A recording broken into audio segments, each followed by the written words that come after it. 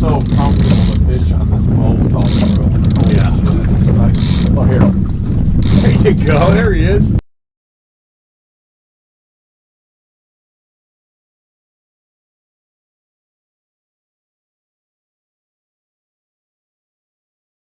All right, everybody. So we're going to show you how to rig up your church board and just to drop it in line, okay?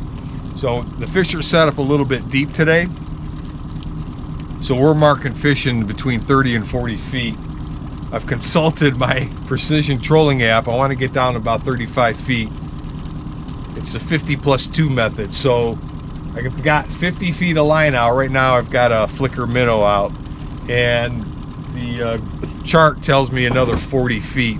So I've got the 50 feet of line out. I'm going to take my church inline weight. There's a little tab in there. So you want to put your line behind that tab. And once you get there, what I always do is I just give a little snug to pull that line snug up against that tab. That prevents that weight from falling off your line. So now I've got 50 feet of line out. I'm in free spool, no clicker. I'm going to go another 40, which is going to give you 90 total. It's going to be fast because we got the weight. So now I got my 90. Now I'm going to hook my inline board on. Front clamp, slot, rear clip. First thing we want to do, set our line in the clamp and lock it down. Tilt that board just so that line falls in between that slot. Pull the pin so now your line is behind the pin. If something ever happens where your clamp or your clip in the back goes off, this prevents you from losing your board.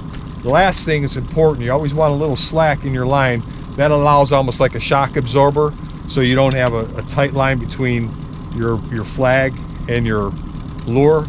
So you want to go towards the lure about 10 inches, pull it towards you, make a loop, open up your clip, put it behind that tab, and again, just snug it up, okay? Now when you're setting them in line, you want to do it under tension. So I'm going to put my clicker on, set the board in the water, and make sure it's upright. Once it starts floating, I just put it in the rod holder, and I'll let it go. So now this is the inside board, so it's not going to take much to get there. Once it gets about halfway between the corner of the boat and our middle board, I'll engage the spool, and that'll be it. And then you're ready to go. So that's how you rig up a church inline board along with the snap weight.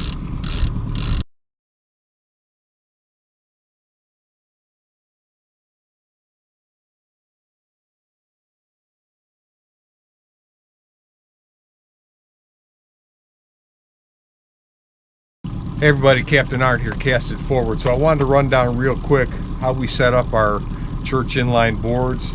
Now this is going to be a little different because we've already got 2 boards out, and this line is the line on the outside. So we'll keep fishing these boards, and we can actually swim this board to the outside. We'll show you how to do it. Keep lines in the water, let you be more efficient. So on your board, you've got a front clamp, you've got a slot, and you've got a clip in the back.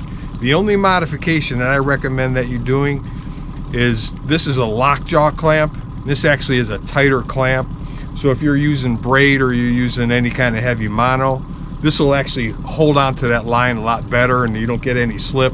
It allows you to see the strikes a lot easier. But anyway, in order to rig up a rod, what you want to do is you want to start at the front.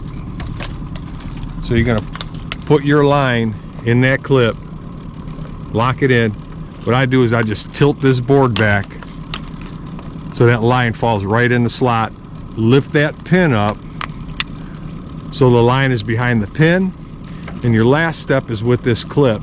You want to reach about, say, 10 inches down the line, pull it towards you, form a loop, and then there's a little tab on the inside of that clip. You want to put that line behind that tab, like so. And then what I usually do is I pull it up snug against there. Okay, now since we're setting the outside line, we want to free spool this board. I've already let the lure out. The lure floats, so I've got the reel and free spool, and we're letting that board just float out What I'm looking for is I'm looking to get that board past our middle board. Just tap it. And once that board gets past our middle board, once the outside board gets past the middle board, then what I'll do is I'll just put my thumb on the spool. We'll pop that board up, and then we'll let it just kind of settle back into place. But by doing it this way, you can continue to fish your other rods, and you don't have to clear one side, and you can just reset. Okay, so now I'm pretty much past the middle board. So what I'm going to do is I'm going to put my clicker on. And I put my clicker on, and I'm going to set it in the rod holder. And then now that board is going to set back into place.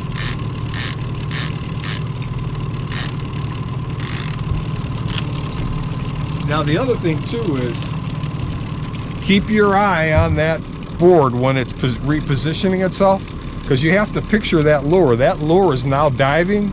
That lure is diving, and at the same time it's moving out. And a lot of times that double action will entice a fish to strike. And then you'll see that board stop and start heading the other way. It might not even get back into position. So anyway, just a quick tutorial on how to set your board in place when you've already got boards in the water.